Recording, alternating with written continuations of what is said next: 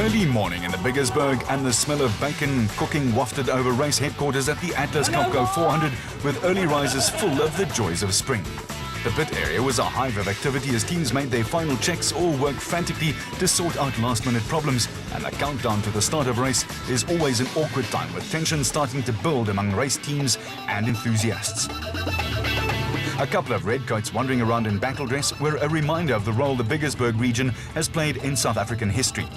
In the Castrol Toyota pit, there was no hint of the drama of the previous night when technicians burnt the midnight oil to overhaul the engine in the Duncan Foss Rob Howie car. We had a bit of a problem with something in the engine, one of the pistons. We had a bit of a smoky engine 10 to 15 k's from the end. And they opened the engine last night and fixed it. And I think 4:15 we heard them testing it. So it was a long night for them. There was also an air of calm around the Trithuri team with Lance Trithuri and Carl Wegman set to lead away the special vehicles. Yeah, we had a good time trial yesterday. I think starting a little bit further back was definitely a little bit of an advantage for us. And this morning, I think with the wet grass, I think the SPs and the four-drive buckies they're going to be up there. And then I think the Sawwalls and the Harpers are definitely the pressure's going to be on today. A platoon of redcoats were a talking point, but a little midnight oil also had been burnt in the Transcorp pit, where some urgent repairs were needed on the Diedrich Hutton Christo Bosman Toyota Hilux, which was leading Class E. Between the upper control and the lower control on the right-hand side, we bent that arm. But we managed to bring it home, and Donnie fixed it last night, so we're there. Company, is it? Ah! A short demonstration of 18th century battlefield tactics kept enthusiasts entertained in the last minutes before the start, with a final volley from the Redcoats, the signal for the start of the race, with Anthony Taylor and Chris Birkin leading away the field in the Team Castrol Toyota Hilux. The lead Toyota had a start of 51 seconds before the Ford Ranger TDCI of Chris Visser, Jaapie Badenhorst, and the second Castrol Toyota took off within 2 seconds of each other, with the prospect of a three-way battle developing at the front of the field. Local pair Lance Trithuri and Carl Wegman led away the special vehicles in the LT Earthmovers Bat, and up ahead the expected early battle between the Visser Badenhorst Ford Ranger and the Foss Howie Castrol Toyota Hilux was in full swing. The early stages of the West Loop allowed crews to build up a head of steam before the route tightened up and forced crews to be a little more circumspect. The figure of 8 format would see competitors complete 2 laps of the West Loop and 2 laps of the more technical East Loop. Back at the start, competitors were being flagged away according to their Donaldson Prologue times the day before. The switch to real-time racing, as opposed to sending off cars at 2-minute intervals, known as dust gaps, has led to early battles developing throughout the field, and the close racing from the word go has greatly enhanced the entertainment level for spectators.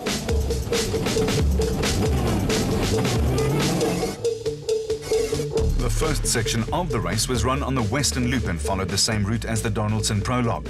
This section started off at a fast pace and then tightened up through thorny veld and rocky outcrops.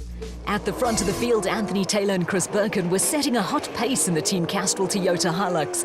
After failing to pick up points in the first 2 races of the season, the pair had a point to prove, and first on the road provided them with an opportunity to stretch the lead they earned via the prologue. Reigning champions Chris Visser and Jaapie Badenhorst had closed the gap slightly in the factory Ford Ranger, but were still under pressure from former champion Duncan Foss and Rob Howie in the second of the factory Castrol Toyota Hilux entries.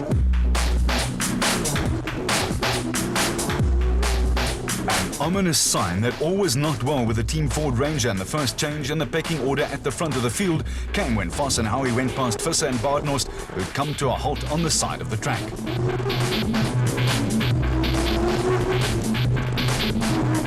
That put the 2 Castrol Toyota crews in charge of the early proceedings, with the factory team looking for its first win of the season.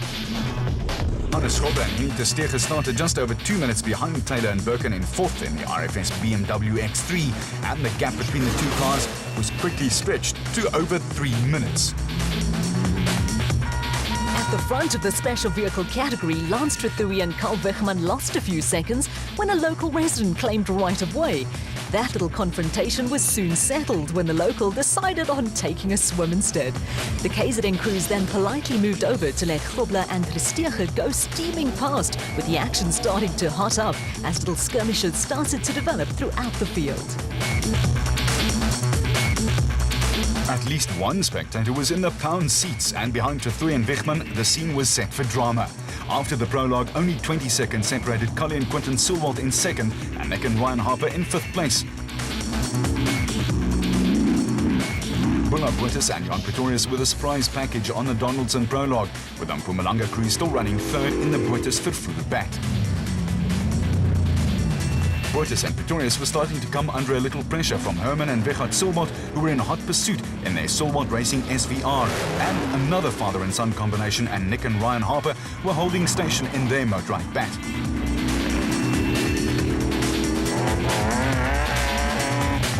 The Harpers were also coming under pressure though from the Toyota Hilux entries of Willem and Dana Vos and Malcolm Koch with Johan Burger. Part of a gaggle of closely bunched cars were Class P leaders Richard Fuller and Jeff Minnett in the Atlas Copco bat, and teammates Gary Berthold with Andre Vermeulen in their Atlas Copco Toyota Hilux.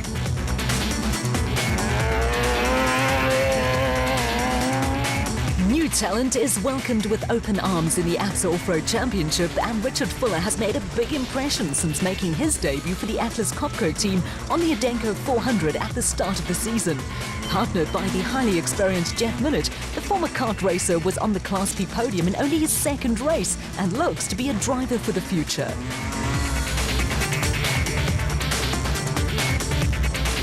KwaZulu-Natal enthusiasts were looking for a good performance from Clint Gibson and Gary Campbell, with the Gibson Racing Porter running steadily around 2.5 minutes behind the leaders. The KZN pair were running just ahead of the Toyota Dealer 400 winners Mike Whitehouse and Matthew Carlson in the Regent Racing Navara.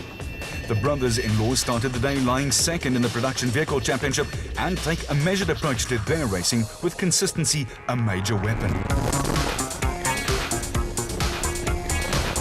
Chasing after the Regent Racing entry were brothers Brett and Steve Parker in a Jimco, and Swaziland crew John Thompson with Clinton McNamara, who were running second in Class P in a Zarko.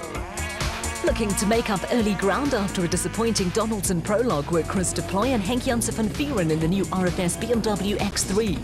There were one or two anxious moments for the pair, but they were pushing hard and made up one place when they picked off Reg Sutton and Rob Gurney in a Zarko Light. A little device known as a screamer warns cars ahead of a fast-approaching vehicle and came into action when Deploy and Janssen van Vieren closed in on the Atlas Copco bat of Johan van Staden and James Rousseau.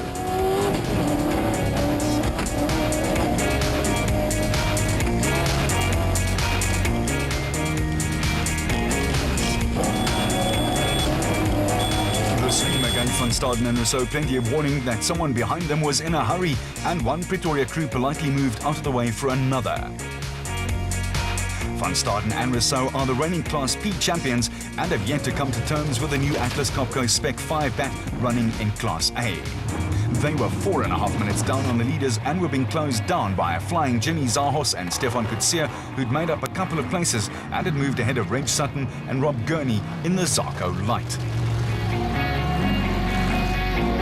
The Harry Smith pair of Cobus van Tonder and son-in-law Freddie Creel have not had much luck this season. After moving over for Colin Matthews and Alan Smith, the Unifreight Ford Ranger crew were in trouble again. This time it was malfunctioning windscreen wipers that were holding up the pair. Up ahead of the Unifreight Ford, local crew Arthur Barnes and Anthony Usher were rapidly being caught by Class P flyers Colin Matthews and Alan Smith in the Century Racing CR3. The Adenko 400 winners were 3 minutes behind Class P leaders Richard Fuller and Jeff Minnett, and pushing hard to make up time after problems on the prologue. With their windscreen wiper problem hampering visibility, Cobus van Tonder and Freddie Creel were struggling to find a rhythm and maintain a steady pace in the Unifreight Ford Ranger.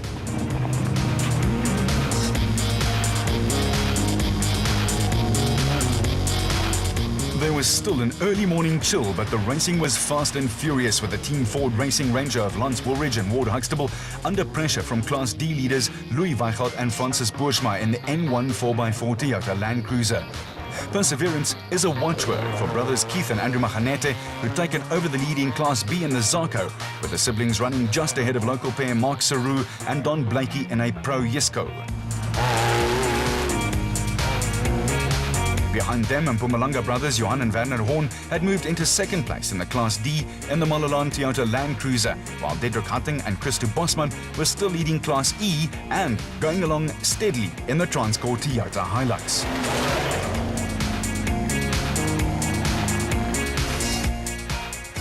The route back to the designated service point at race headquarters was a lot tighter and more technical, with crews having to keep their concentration. At the front of the field, the Team Castrol Toyota pair of Anthony Taylor and Chris Birkin was still in the lead, but a terrific tussle developed between the two Team Castrol Toyota Hilux entries. Behind Taylor and Birkin, teammates Duncan Foss and Rob Howie were now in a menacing position. The 51-second lead that Taylor and Birkin enjoyed at the start had gradually been whittled away, and former South African champions Foss and Howie were now within touching distance of their teammates. It was a cat-and-mouse game, with Foss and Howie putting the squeeze on Taylor and Birkin.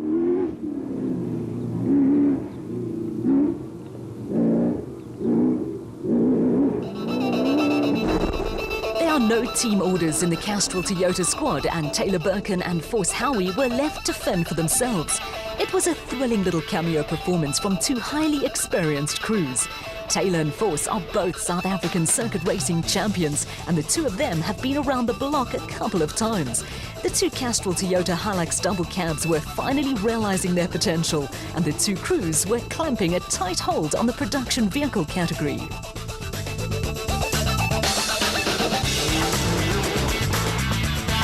On the special tackle front, matters were also warming up. Lonster 3 and Carl Wittmann were still leading in the LT Earth-moving bat, but the KZN crew were now under some serious pressure from South African champions Cully and Quinton Sulwalt in the Elegant Fuel bat. Also in the frame were Herman and Vichard Sulwalt, who were on a charge in their Sulwalt Racing SVR, and only seconds separated the top three crews. There was action aplenty for spectators, with Nick and Ryan Harper in touch with the leading trio in their motorized bat.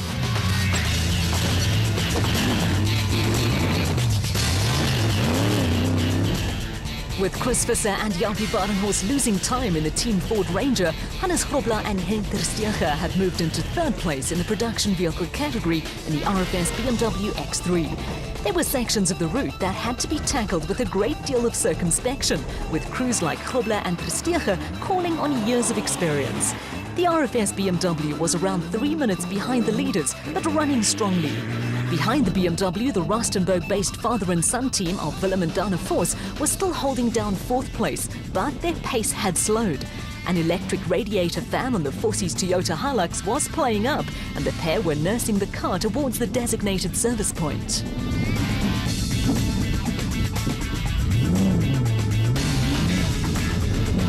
It was a big blow for the enthusiastic privateers from the Northwest Province, with their fifth place on the Donaldson Prologue an indication of the potential to trouble the front runners. The Rustenburg crew were being chased by Richard Fuller and Jeff Minnett, who were still in control of Class P in the Atlas Copco bat. Fuller and Minnett had a comfortable cushion between them and the next Class P car, but hot on their heels were Clint Gibson and Gary Campbell, with the Gibson Racing Porter sounding very healthy indeed.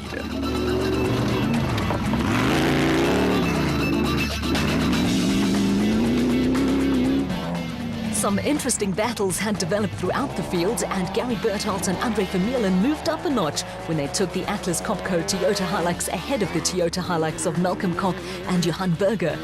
Koch's father Andre was a star driver in years gone by, and the Northwest pair did not put up much resistance, with Bertholdt and Vermeulen carrying sponsor expectations and desperate to break into the top 5.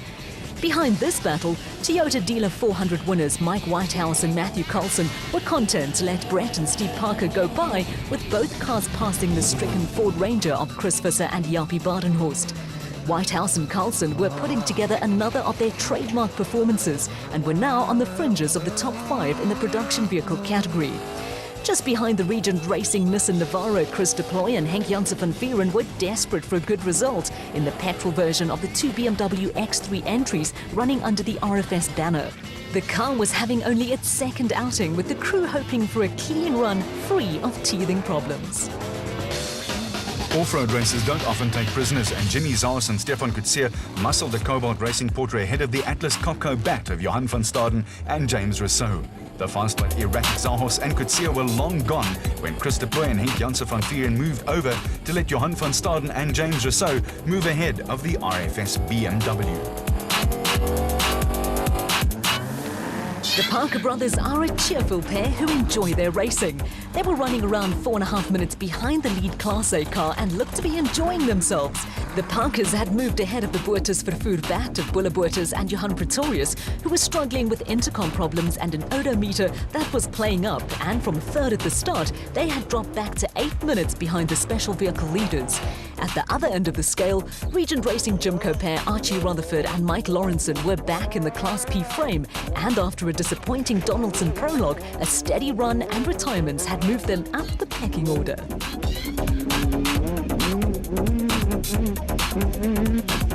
It wasn't turning out to be a good day for Kobus van Tonde and Freddie Kriel in the Unifreight Ford Ranger.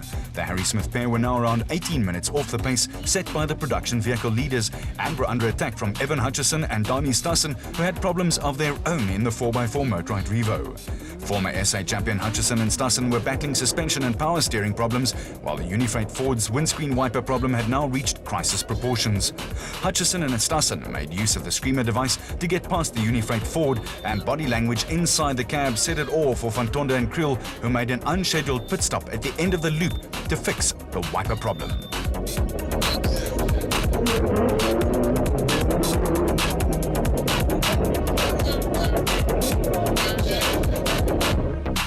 The father and son pair of Hugo and Jaap de Bruin were another crew to make up useful ground after a disappointing prologue. After sitting out the 2010 season, the de Bruins were making only their second appearance of the year, but were looking solid and had moved into the top 10 in the Premier SP class in the Mikarin XL Toyota Hilux.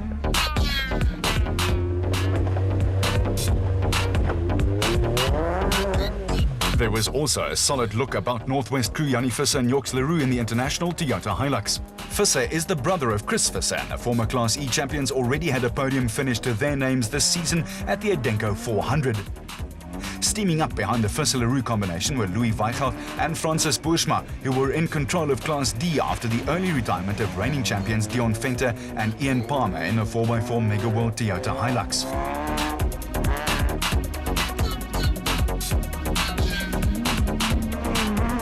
Weichelt and Boersma were being chased by John Thompson and Clinton McNamara in a Zarko, with the Swaziland crew running third in Class P.